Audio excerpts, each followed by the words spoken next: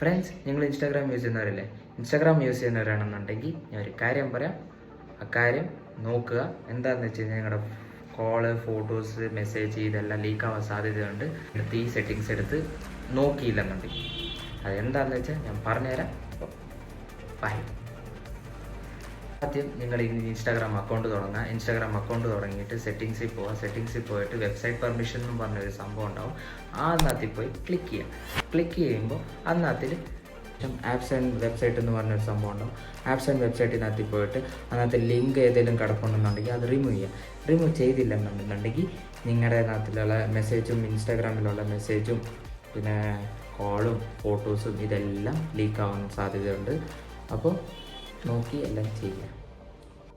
So ഇതേപോലത്തെ informative ആയിട്ടുള്ള മെസ്സേജും കണ്ടൻറ്റും കാര്യങ്ങളൊക്കെ ആയിട്ട് പിന്നെയും തിരിച്ചു വരുന്നതായിരിക്കും. നിങ്ങൾക്ക് യൂസ്ഫുൾ ആയിട്ടുണ്ടെന്നുണ്ടെങ്കിൽ നിങ്ങൾ മാക്സിമം നിങ്ങളുടെ ഫ്രണ്ട്സിന് ഷെയർ ചെയ്യുക. അവർക്ക് നല്ലോണം യൂസ്ഫുൾ ആവും. So by.